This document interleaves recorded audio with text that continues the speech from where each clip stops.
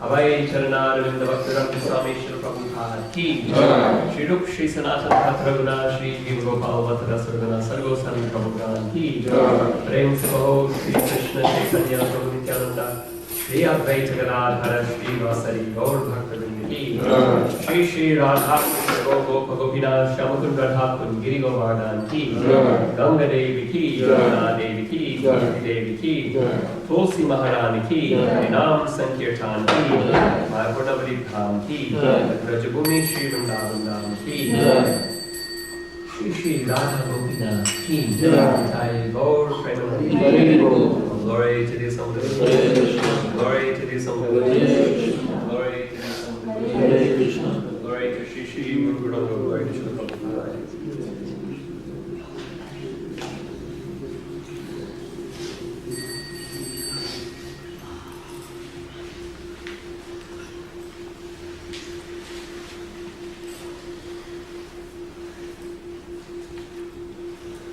This morning we're reading from Srimad Bhagwatam, Canto 7, Chapter 4, entitled Hiranyakashipu Terrorizes the Universe. Text 36. Om Namo Bhagavate Vasudevaya. Om Namo Bhagavate Vasudevaya. Om Namo Bhagavate Vasudevaya. Om Namo Bhagavate Vasudevaya. Om Namo Bhagavate Vasudevaya. Om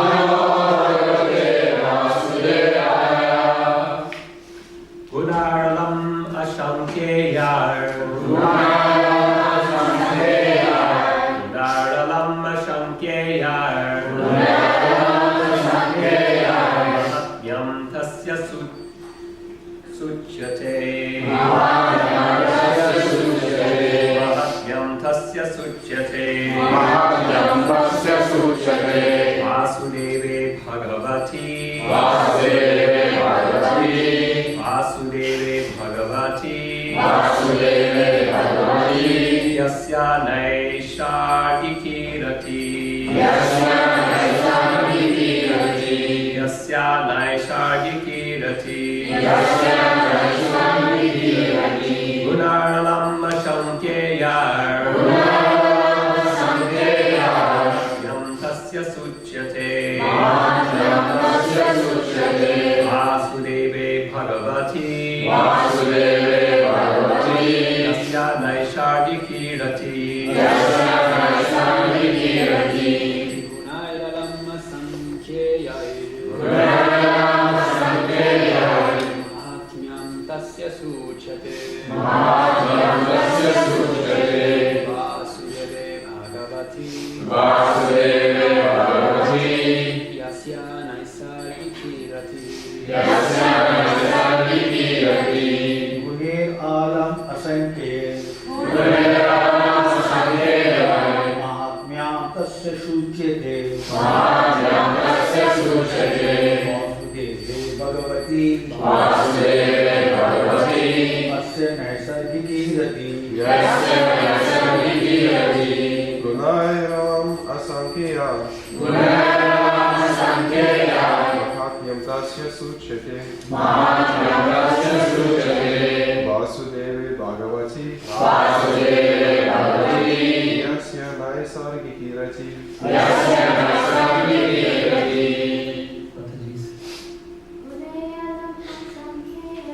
Gunayaram Asankheya. Mahatmyam tasya suchyate. Vasudeve Bhagavati. Yasya Naisargiki Rati. Gunaralam Asankheya. Gunaralam Asankheya. Mahatmyam tasya suchyate.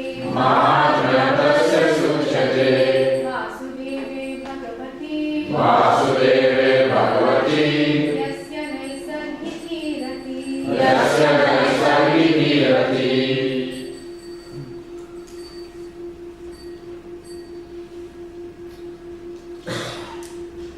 Translation.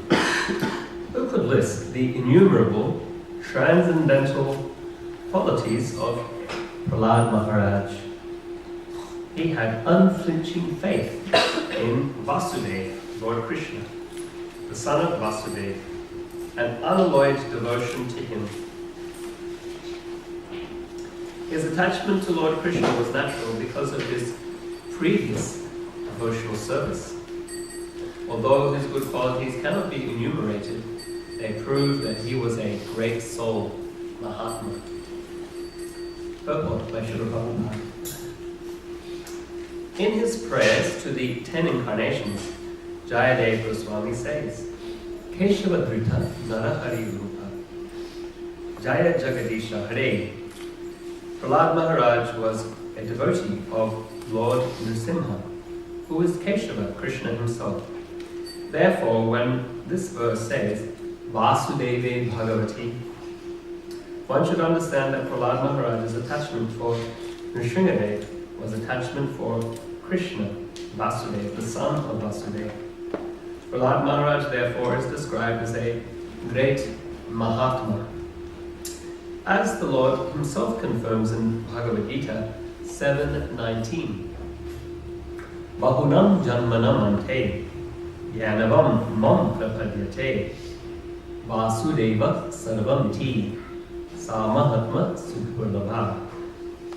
After many births and deaths, one who is actually in knowledge surrenders unto me, knowing me to be the cause of all that is. Such a great soul is very rare. A great devotee of Krishna, the son of Vasudeva, is a great soul, very rarely to be found. Prahlad Maharaj's attachment for Krishna will be explained in the next verse. Krishna graha grahitatma. Prahlad Maharaj's heart was always filled with thoughts of Krishna. Therefore, Prahlad Maharaj is the ideal devotee in Krishna consciousness. Om Gyan Varundasya Gyanandana Shalakaya Shakgurum Militam Jena Tasmai Shri Guruve Namaha Mukham Karoti Vachalam Om Gurnam Gayate Girim Yadrupadamaham Vande Shri Guru Dinatharanam Shri Rupha Shri Sanatana Vaskaraguna Shri Jiva Gopal Bhara Saraguna Shri Chaitanya Manovistam Stapitam Yena Bhutale Swayam Rupa Kadamayam Dalati Svavadantikam Namo Mahabalanyaya Krishna Prema Pradayate Krishnaya Krishna Chaitanya Namne Gaurajishe Namaha Hey Krishna Karuna Sindhu Dinanayo Jagatpate Gopesha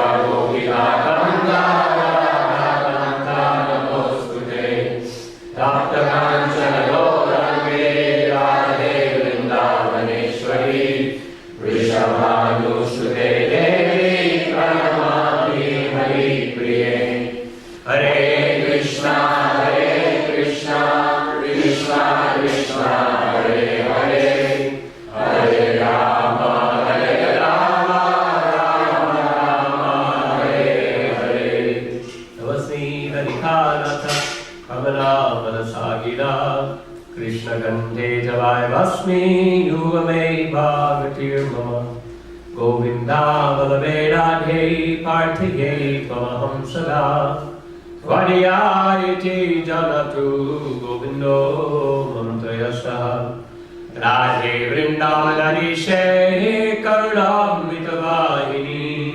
Kripaya Nijapadabja Dasyam Mayam Pradiyatam Tavai Vasmi Najivami Tvaya Vina Iti Vigyaya Devi Tvam Nayamam Sharanam Jigam Vanchado Pataruyasya Kudva Sindhubhya Evasya Patitanam Pavanebhyo Vaishnavebhyo Namo Namaha. So previously, when the demigods approached Lord Vishnu with concern about the terrorism of Hiranyakashipu, He told them, don't worry. Hiranyakashipu has received great boons on account of his penance and austerities. Brahma has awarded him incredible power through his benedictions. I respect Brahma's benedictions, however, I will not tolerate Hiranyakashipu's offenses towards Plahad Maharaj. He said, as soon as he harms his devotee Plahad, I will intervene. I will react to that.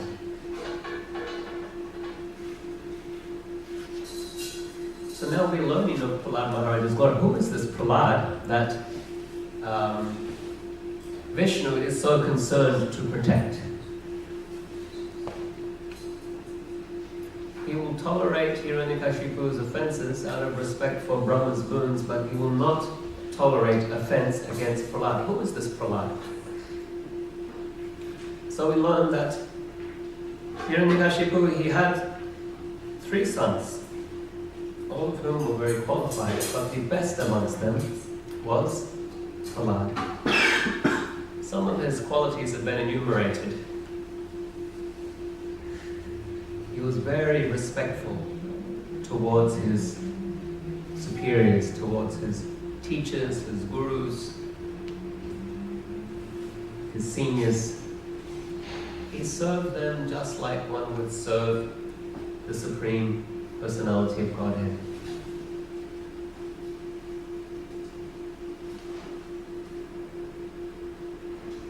Not that they are the Supreme Personality of Godhead, obviously. But they represent Krishna. The Guru represents Krishna. The teacher represents Krishna. The parents represent Krishna. We learn from them. Any seniors that we take direction from, that authority that they represent is Krishna. Hence Prabhu was most respectful towards his seniors, including his father. How can Hiranyakashipu represent Krishna? He's a demon. He's a terrorist. No, but he's in a position of authority. Regardless of his impure consciousness, his envious nature, he is in the position of parent to Plahad. He is in the position of ruler to the citizens. And so while we may, this is hard for Westerners particularly to understand. Westerners like to throw out the baby and the bathwater all at once. Indians deal with this much better. Asian culture, they deal with this much better. The position itself is respectable. The position itself, regardless of the person who occupies that post, the position itself must be respected.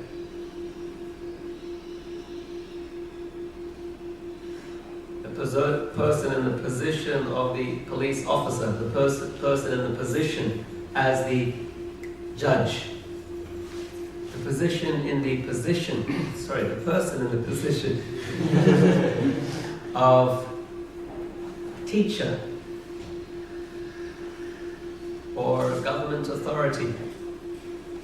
That position must be respected, because that is what creates order in society. When those positions are respected, we have some order.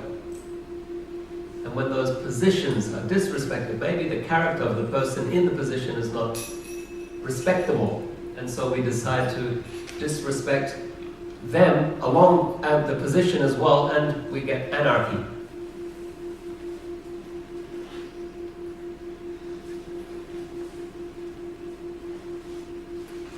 So that authority, that position of authority, that is Krishna. That is Krishna's authority. It must be respected. We may not like the person. We may not like the government. But we must respect power. Because Krishna is the source of all power.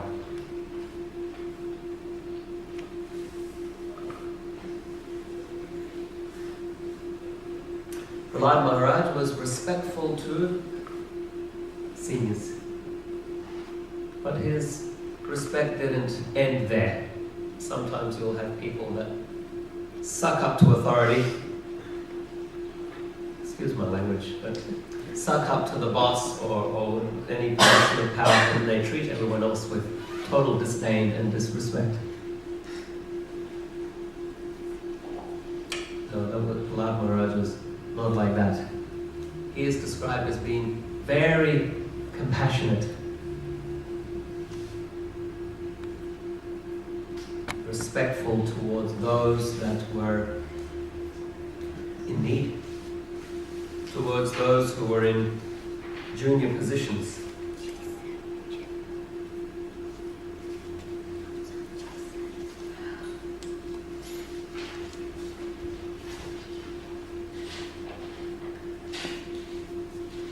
Like a father. He was like a father. To the poor, he was like a father. So sometimes somebody who has less than you, then we treat them with disrespect. Useless person. They have nothing. Why should I respect them? Prahlad Maharaj's attitude towards such people is to be most benevolent and kind, like a parent.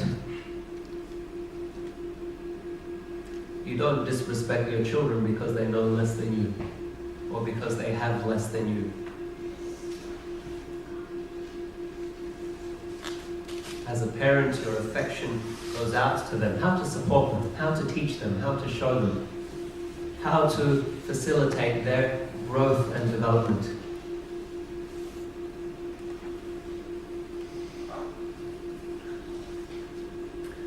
And towards those who were equals, he was just like a brother. A sympathetic brother. Very firm friendship.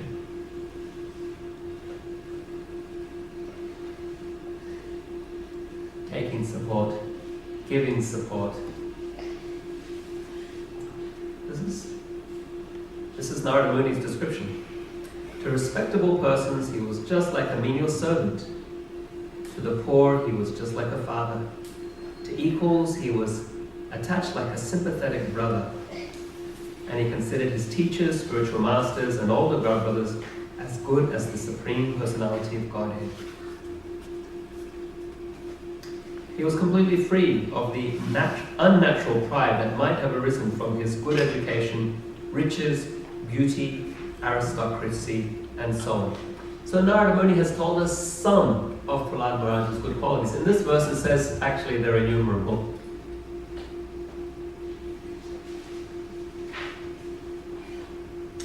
Who could list the innumerable transcendental qualities of Prahlad Maharaj? I've told you but a few.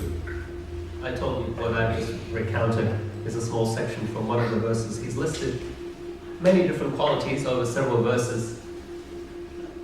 But now he's saying, actually, this is just a drop of water from the ocean. I'm unable to recount all of Prahlad Maharaj's good qualities.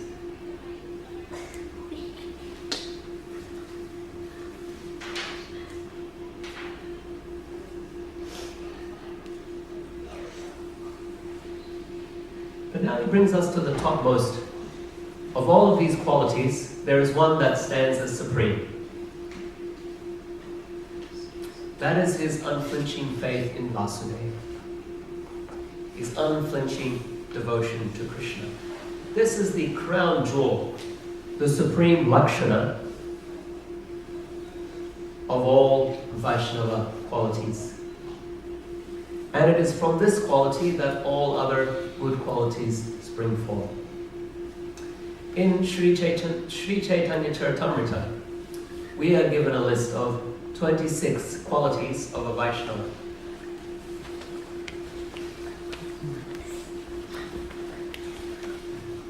Sri Chaitanya Mahaprabhu himself enumerates this list.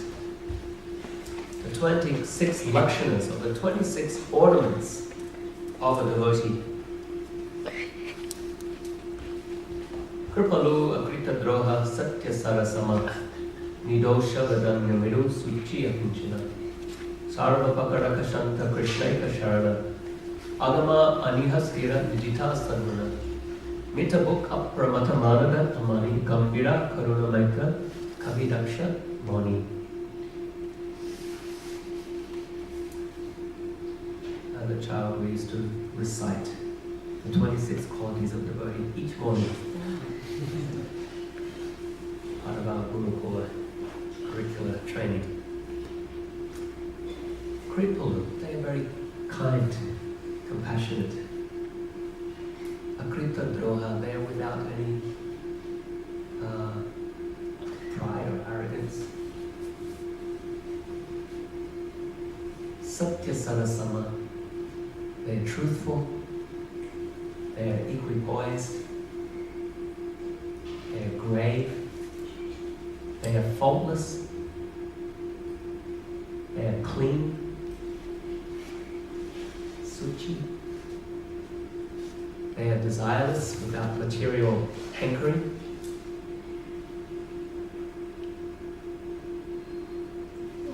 Like this, Chaitanya Mahaprabhu enumerates. Kavi, they are poetic. Daksha, they are expert. Moni, they are thoughtful. But our acharyas explain that of all of these qualities, one stands supreme. These are very beautiful qualities. But of all of them, the crown jewel, the crest jewel of all Vaishnava Lakshanas is Krishnaika Sharana. Krishnaika Sharana, completely surrendered to Krishna. That is the way our acharyas comment upon this verse. Similarly, in the verse that we are discussing today, Narada Muni, having recounted many of Plahad Maharaj's great qualities, he says, actually it is impossible to enumerate them all, but let me say this, he's a Vaishnava. He is a Vaishnava. That should cover. That should speak for any other quality. I've told you a few over several verses. I cannot enunciate them all, but let me tell you, he's a Vaishnava. He is a pure devotee of Vasudeva, of Vishnu, of Krishna.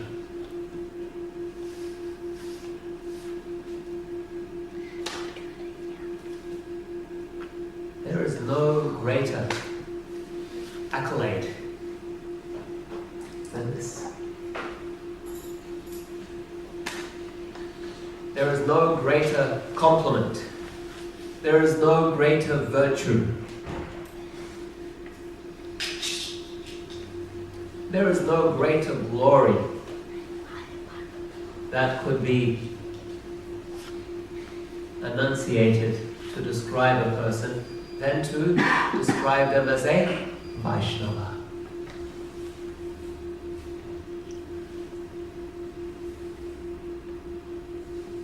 It is no cheap thing. The Vaishnava is Sudurlabha, most rare. As Prabhupada has recounted in his purport. Bahunam janmanamante yanavam mam prapadyate Vasudeva sarvamiti samahatma sudurlabha.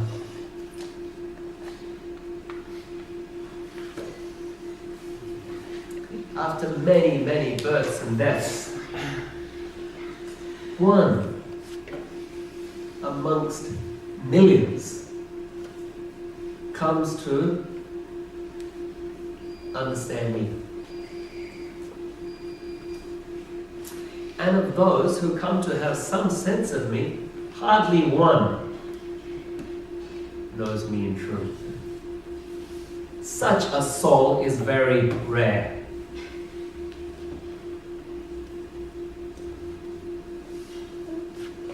Plahad Maharaj, he tells his school friends that the human form of life is rare.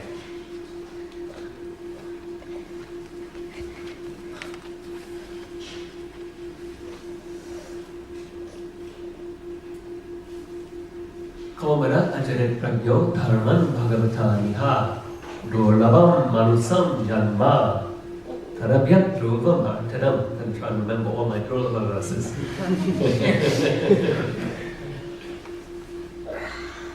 Plahad Maharaj tells his school friends, Bhakti Yoga should be taken up. Turn it off, like this alarm going on every 5 seconds. It's in the changing room. Sorry. It's possibly the dryer, or we hear different noises from the Didi room in the mornings, and I've inquired of them. I'm told there's a dryer there. Plahad Maharaj says that Bhakti Yoga should be taken up at the very tender age of childhood. Why? Because human life is so rare. Human life is so rare. Krishna says, amongst so many humans who aspire for transcendence, the Vaishnava is very rare. So, rare and more rare. Rarer still. Human life is rare. Amongst so many humans, the Vaishnava is rare. Chaitanya Mahaprabhu gives us a similar analysis in his teachings to Sanatana Goswami, and then Rupa Goswami, he gives us a very nice verse in his Upadeshamrita.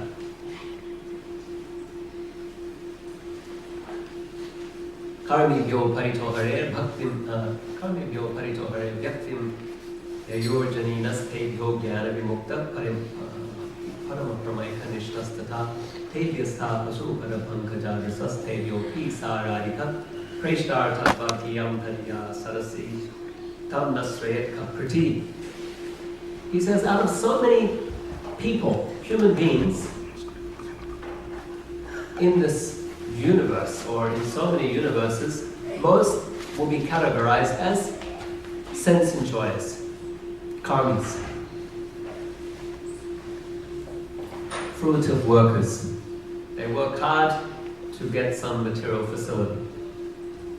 Of those, a very small portion of living entities, they will be counted as jnanis, those who start to think more seriously about spiritual life. Of those, a very small portion will be described as devotees of Krishna. Amongst the devotees, amongst the Vaishnavas, the best are the residents of Vrindavan. Amongst those, the best are the gopis. Amongst them, Srimati Radharani is the best. Therefore, he asks, who would not take shelter of her?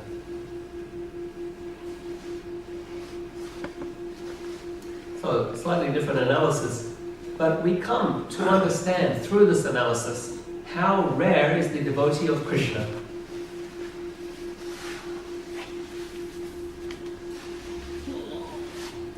So how do we apply this? How do we apply this to our own lives? Well, number one, we can feel ourselves most fortunate. We can be most grateful. Somehow or other, I have landed the jackpot. I have won the lottery. I'm a sweepstake winner.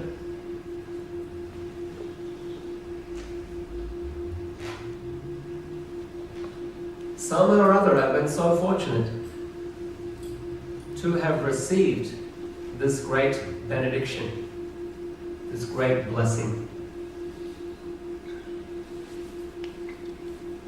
If we understand this, we will not take for granted the great mercy that we have received.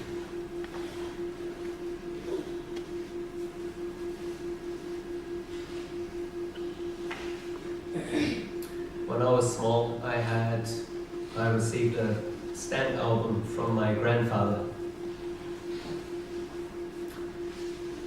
Didn't really take them that seriously. I mean, other kids in the school, they had stamps, so there's a bit of pride. Yeah, I have stamps as well. You can show off your stamps, trade stamps. That was a bit of fun there. One of the stamps was from the Ross Dependency. That is a small sliver of land in Antarctica that is controlled by New Zealand. I don't know what the Australian section is called, but in the New Zealand section is Ross Base or something. And for a short period, of maybe 15 years, they had a post office. They had a post office there and they issued stamps. So this one stamp that I had from the Ross Dependency, I didn't know it was just another stamp for me. But after some time, my grandfather, he asked me, do you still have that stamp from the Ross Dependency? I'm not sure. I don't know. He said it's very rare, actually. And then, I went and looked. I did have it. It was a limited edition, so initially it had come on anyway, anyone who knows anything about stamp collecting, they have these first editions that come on an envelope. I had taken it off, decreased the value, I don't know how many thousands of dollars. I just put it with my other stamps, without the envelope. But once you understand something is rare, then you care for it much more. Once I understood the value of that stamp, when I first received it, I had no idea. I didn't take proper care. I decreased the value by taking it off the stupid envelope that it had been attached to.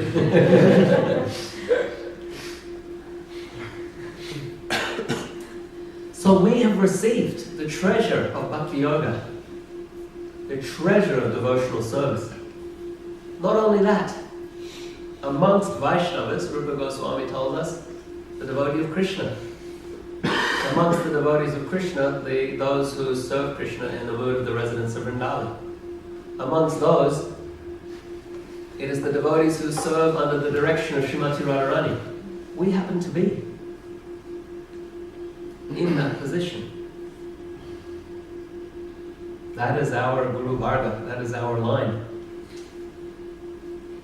How rare, how valuable. When something is rare, the value is very high.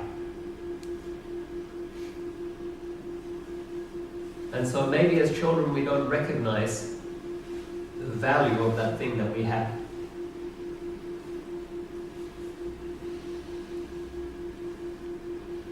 That we get to honor Radha Gopinath's Mahaprashadam.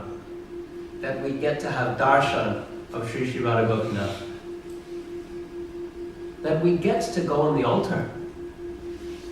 Some devotees get to go on the altar. That we get to cook for the deity. That we get to look after the deity's temple. Do some seva, some cleaning, some arranging the finance, whatever it is. Look after the garden. We get to do these things. A few days ago we were having our Bhakti Sangha meeting at home and we started to talk about Sri Rangam and Tirupati, different wonderful places. Some devotees were planning a trip to India. And I was saying, how beautiful Tirupati is. And my wife Gandharva says, oh no, don't even go there. You get darshan for like half a second after waiting in line for 9 hours. And I said, well, you have to go at Mangalartik time. The lines are shorter, you get the longer darshan. Those are the tricks of the trade. We get to sit in front of Radha Gopinath. So how many long hours? We get to go onto the altar. We get to do these things. Deities personally installed by Srila Prabhupada. How rare is that?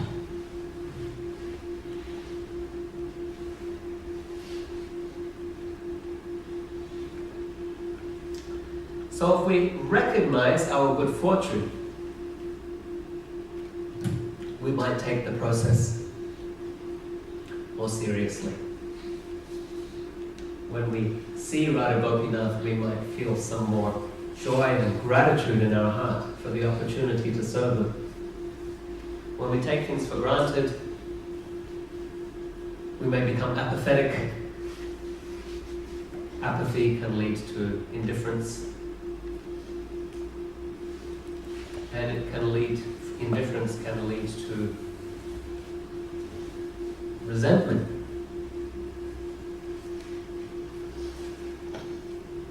What a travesty. What a tragedy. When someone has such great fortune and then we begin to take it for granted and then resent it. And then if we're lucky,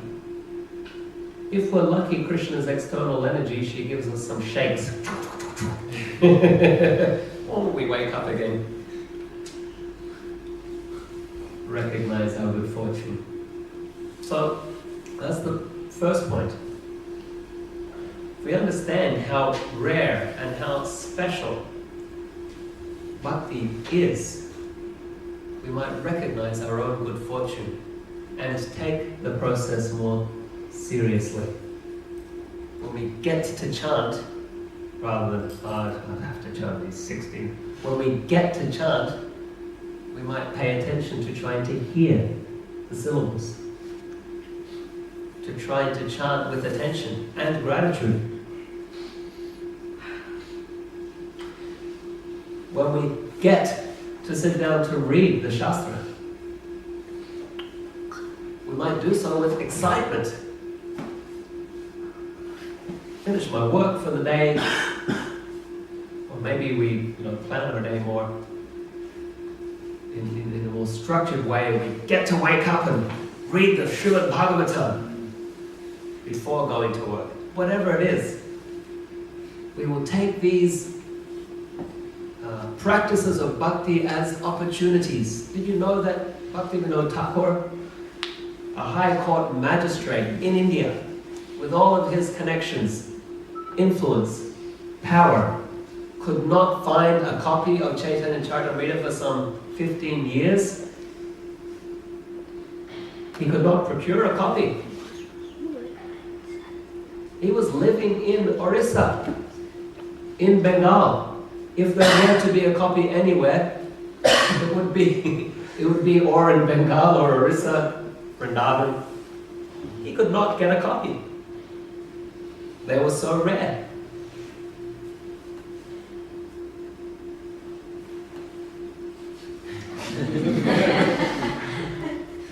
Just sitting there on the shelf, a tattered copy of Sri Chaitanya Charitamrita. How fortunate. In Sydney, we have full access, translated, illustrated, beautifully bound edition of Sri Chaitanya Charitamrita. In some countries, it's still with great trepidation and fear that the devotees will come together for a gathering, such as we have right now. So many elaborate arrangements they have to make in order to just meet with other Vaishnavas.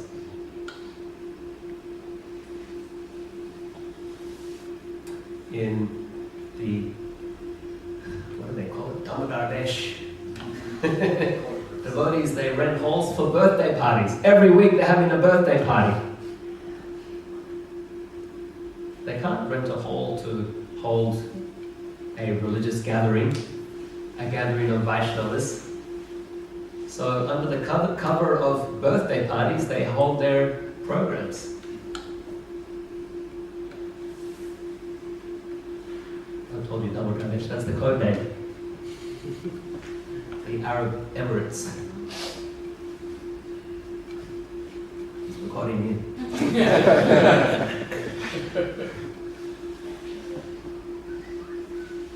But in other countries it's more difficult still.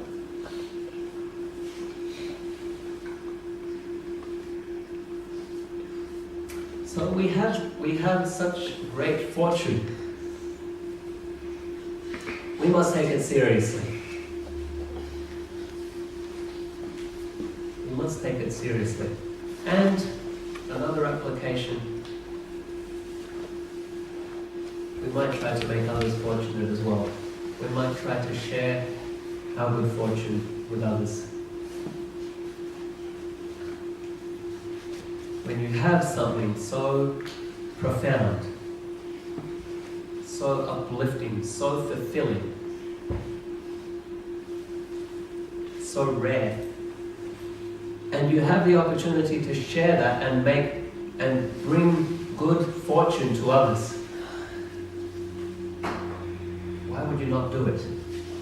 Imagine you had the cure for Ebola. It's a great epidemic now. You have the cure for Ebola. Ebola is killing thousands of people in Africa. There have been isolated cases in the US. There was a scare of a case in Australia this past week. A nurse who had been treating patients in Africa returned to Queensland, and there was fear that she had carried the virus. The tests proved negative. Imagine you had the cure. What would you do? You receive the cure, some antidote for Ebola, you have it. What would you do? You would shout it out from the rooftops. You would try to get it to those people who need it, to save more people, more lives from being lost. Prabhu's, Mataji's, you have the cure for material existence. You have it. It's very rare. Every day, millions and billions of living entities are being consumed, destroyed by material affliction, identification with matter as the self, forgetfulness of their true identity, of their relationship with Krishna. You have the cure. You have it. When we go about our lives in our apartments, about our work, a little bhakti gathering with other devotees, we should be screaming this from the rooftop, or whatever the best way to communicate it. Maybe screaming it from the rooftops, people won't take it as seriously. Whatever needs to be done. Yeah, if that works, whatever works. Devising strategies to try to communicate that cure. You listen to Prabhupada's lectures, particularly from 1965 in New York City. You listen to the recordings of his lectures. There is an urgency in his voice. This urgency. He's trying to communicate to these young American boys and girls.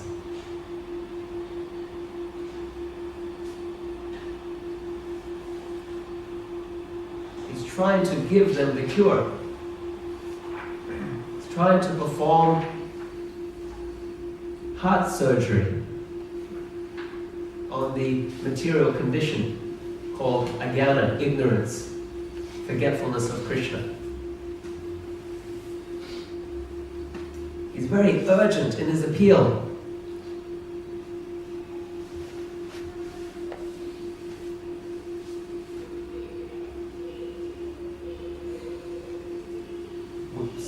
Somehow or other we were fortunate to receive that communication.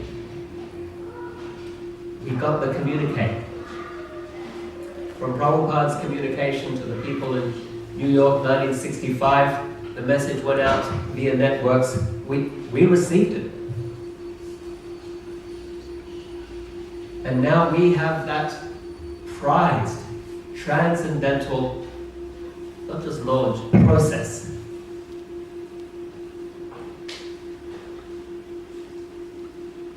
And we have the opportunity to assist Prabhupada in sharing the cure.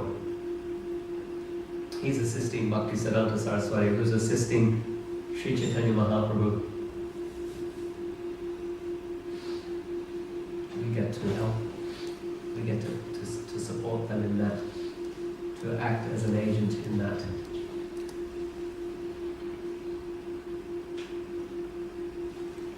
One third application. It's very rare. We should take it seriously. It's very rare and so uplifting. We should be sharing it with others. It's very rare. Therefore, we should be very respectful of other Vaishnavas. Vaishnavas are, yes, very, very rare. They are very special. They are very dear to Krishna. Amongst all the millions and trillions of living entities in this material existence, there are a few Vaishnavas. They are very dear to Krishna.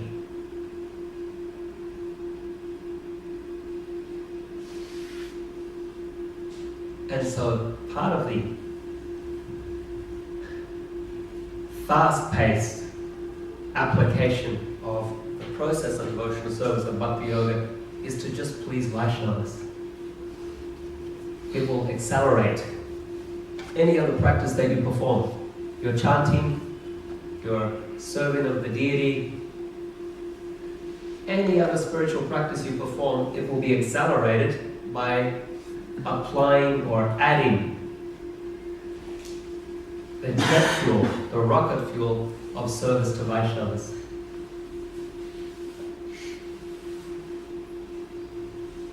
You take that bhakti process, you add an attitude of service to Vaishnavas to it, it becomes so much more powerful. And in fact, you try to apply that process without the attitude of serving Vaishnavas, it will not. It will deliver. It will deliver to the extent that your heart will be gradually purified, that you can have the attitude of serving Vaishnavas, and then you'll be able to actually benefit from the practice or from the process.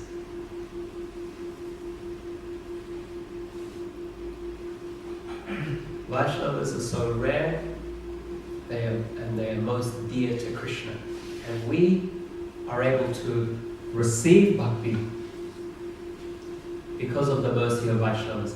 We're able to maintain our bhakti because of the mercy of Vaishnavas. And we will lose it if we disrespect Vaishnavas. If we think ourselves better than, or if we become jealous or envious of Vaishnavas.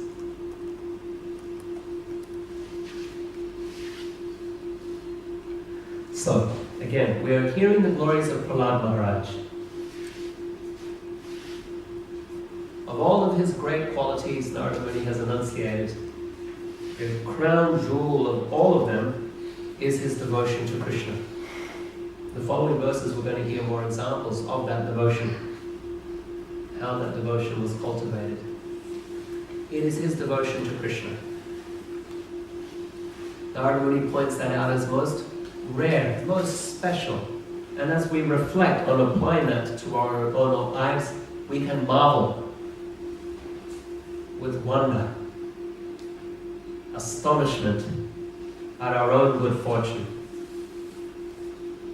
And in doing so, we can be inspired to take more seriously the gift that we have received. We can be inspired as we come to recognize the great value of our good fortune, we can be inspired to share that with others, and we can be inspired or more conscious of the value, the speciality of Vaishnavas, and not take their association for granted, not take the opportunity to serve them for granted, but actually make a committed, concerted endeavor, have a plan for serving Vaishnavas. We'll conclude. There are any comments or questions? Please touch on the 35th verse as well. 35 verse as well, please. Sorry, I didn't catch it. So 35th verse didn't have a purport. Aha. 35th verse didn't have a purport. Okay, so That's what's in Vaishnava. well, that's asking me to read the 35th verse because there was not a purport, so he didn't put it on the board. Yam saru gata sadasi ripavopi surandrapa prati manam prakorvanti kim utanye bhavakrita. In any assembly where there are discourses about saints and devotees, O Yudhisthira, even the enemies of the demons, namely the demigods, what to speak of you, would cite Prabhu Maharaj as an example of a great devotee. Very nice. Any other comment? Vijay?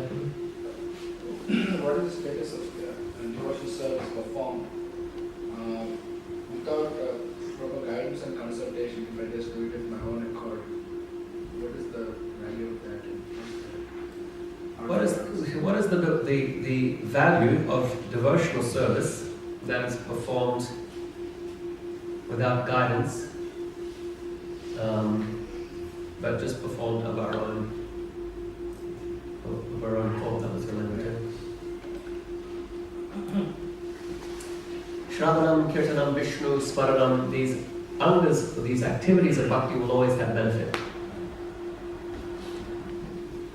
even when they are performed unknowingly.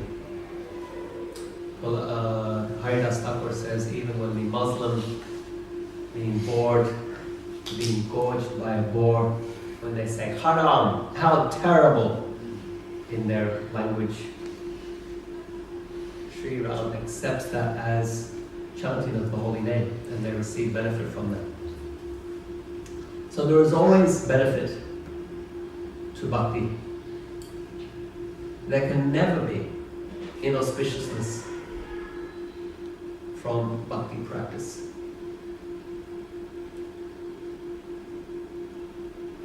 That's the first point. Now, how we approach these practices, we need to have proper understanding.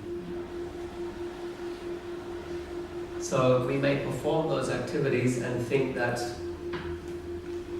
yeah, I could say haram or Hey Ganesh or whatever, in any deity's name and get the same benefit.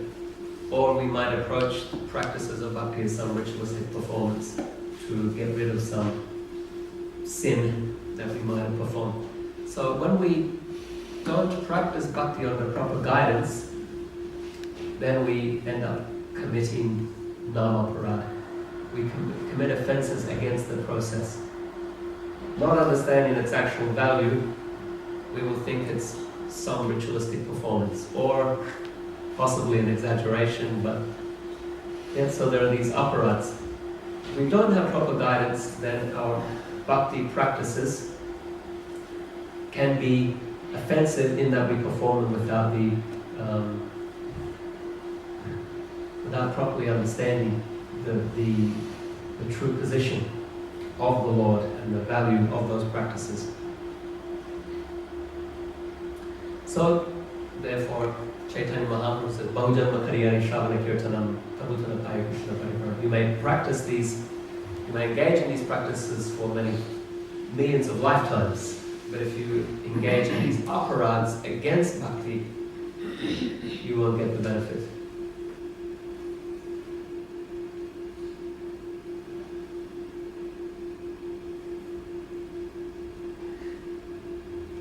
that's a general response. Yeah? Now, as we go deeper into devotional service, the practices are performed, yes, under guidance, otherwise we misapply. But the more subtle practices,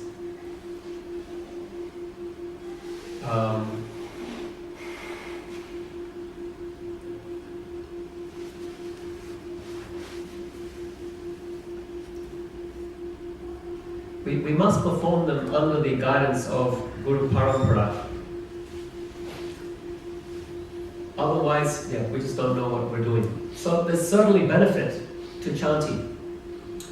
If we chant with an offensive mentality, not fully understanding, without proper instruction, then we could be committing offense. Now when it comes to the more subtle execution of devotional service, similarly, we need to have guidance to derive the full benefit of those practices. Is that helpful? Yeah, I'm thinking of two categories. Like you're saying, one is doing devotional service without guidance out of ignorance, accidentally. Sure. So I think that's a different category. Whereas the other, who knows devotional service but refused to take guidance. So I think that's where the offense would come. Okay. So why are we refusing to take guidance? We might think that we know better than anyone else. Yeah, that's right. And if we think we know better than anyone else, then that is an indication of pride. And if we are prideful, thinking we know better than any other Vaishnava, then we will not. But then we are not with the attitude of service to Vaishnavas, so we will not receive the benefit. We must be taking guidance. Now, of course, Krishna's qualities are unlimited, and the ways to serve him in Vrindavan are also varied. Different rasas, different moods, different attitudes. So if we are not inspired amongst one group of devotees, the way they are serving or the way they are, the aspects of the process that they emphasize, we should be able to find inspiration somewhere else, with some other group of devotees.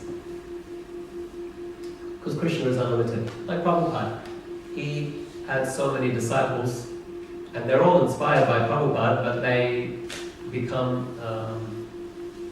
Prabhupada would give them different instructions according to their attitudes and mentalities. And so we need to be able to find Sangha somewhere. We need to be able to find guidance somewhere. Krishna is unlimited. His qualities are unlimited. And if we think that we are better than anyone, that we can't find guidance anywhere, that's a problem. One last comment to a question. Yes, Prabhu? Prabhu, thanks for a nice class. You were talking about the importance of Vaishnavas. Now, sometimes what happens, like when you and I were talking with devotee when you talk about serving Vaishnavas, it says like, but he's not a pure devotee. So is that the attitude that, okay, when you serve a sannyasi or Maharaj or a senior devotee, you get a different benefit, or when you're serving a new devotee or just a practicing bhakta, you get a different result? Or is it depends on our attitude with which we are offering our service? Yeah, good question. So think back to Plahad Maharaj. He served his superiors like the Supreme Personality of Godhead. He was kind and affectionate to the poor, it says, like a parent. And he was like a brother to those who were his peers. So there are different ways to serve Vaishnavas at different levels in their own spiritual progress and realization, and different levels according to our own realization and progress, advancement. So it's not one. Krishna consciousness is full of variety, variegatedness, and we need to have that vivek, that discernment, to know how to apply within any situation. Regarding pure devotee, once Prabhupada was asked, how many pure devotees are there in the world? And he turned to his secretary and said, how many members are currently in our movement? Not as an exaggeration, not out of naivete. That was a very sincere question from the person who asked it, and that was a very sincere response. He wasn't joking. We laugh, it's funny, and it is funny. But Prabhupada was very sincere in his asking his secretary, how many members are currently in our movement, in order to respond to that question. So what is a pure devotee?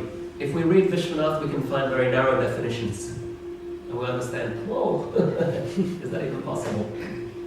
If we read Baladev Vidyabhushana or Srila Prabhupada's purports, we find much more broad definitions. Are they wrong? No. They're both correct.